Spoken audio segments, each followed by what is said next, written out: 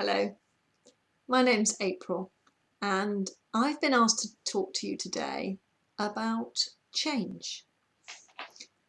As Christians, we are exhorted to embrace change. We're told to expect God to be transforming us constantly to be more like Christ. This isn't a one-off event, but a lifetime's work.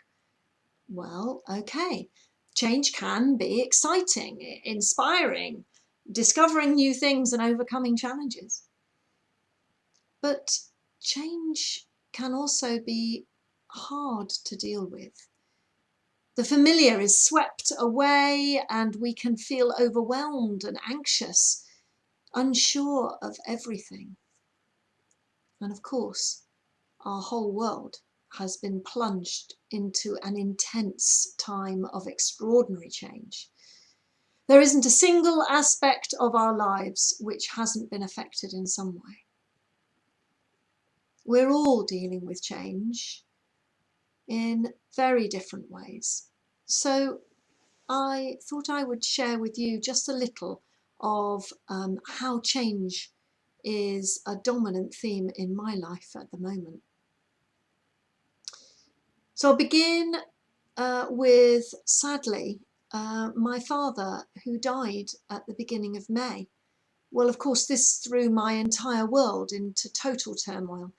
I relocated to Wiltshire to live with my mother for a few weeks and found myself in a world where everything was changing all of the time. Lockdown made life more complicated and harder. Harder for the family to be with us and also harder to do all the things that needed to be done. On my return, I was straight back into another kind of change as I am preparing to leave Bicester and take up my new job in Early near Reading. A very different kind of change, and one, of course, that I'm very excited by. It's a wonderful opportunity and one where I truly believe God is calling me. But there are still mixed emotions there.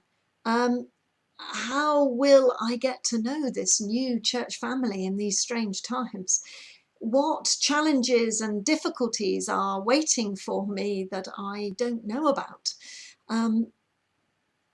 Sometimes I feel rather unprepared and, quite frankly, daunted by the enormity of the task that is ahead of me. So the idea that change is something to embrace with a glad heart, well, maybe not quite how I feel at the moment. So what has kept me from hiding under the duvet and refusing to come out? Well, one of the things is spending time trying to be honest about how I was feeling, acknowledging how things did not feel okay. And one of the verses that has really stood out and spoken to me is from 2 Corinthians chapter 12, where Paul is talking about his own difficulties and obstacles and the way he's asked God to remove them. And he receives this reply in verse 9. My grace is sufficient for you, for power is made perfect in weakness. Well, that feels like quite an unexpected reply, really, in some ways. We expect to receive strength, resolve, resilience, extra resources to overcome our weakness and the difficulties ahead. And here we are with God saying the complete opposite, that it is in our frailty, our weaknesses, that God comes close to us. And then, of course, we are reminded of that rather beautiful hymn at the beginning of Philippians, where we're told Jesus emptied himself for our sake, taking on our human form to walk alongside us, to meet us at our most vulnerable and frail moments. And then further on in chapter 3, we find Paul talks of how we are to deal with anxiety, not denying it or pushing it away, but instead recognizing it and laying it before God. Verse 6 and 7. Do not be anxious about anything, but in every situation, by prayer and petition, with thanksgiving, present your requests to God.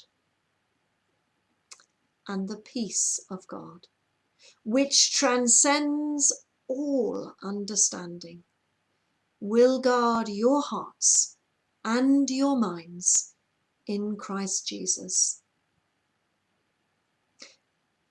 It is beyond our understanding that power is made perfect in weakness, and in the midst of turmoil we find God's peace. But that we are not expected to have it all figured out. To see that the very vulnerability which seems like a weakness is just where God will be most present and powerfully at work. Well, that feels good to hear. Things are shifting now, and we are beginning to emerge from lockdown.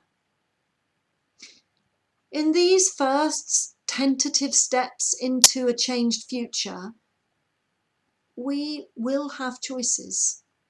There will be new decisions, new changes, new anxieties. What changes do we hold on to? What new changes will we need to make? How do we judge what to keep and what to discard? Well, if we continue with those verses from Philippians, we find that Paul reminds us, even in a changing world, there are constants. That which is true is always true, whatever is happening around us. And so I will leave you with those words from Paul's letter to the Philippians, chapter 3, verses 8 and 9. Finally, brothers and sisters, whatever is true, whatever is noble, whatever is right, whatever is pure, whatever is lovely, whatever is admirable, if anything is excellent or praiseworthy, think about such things.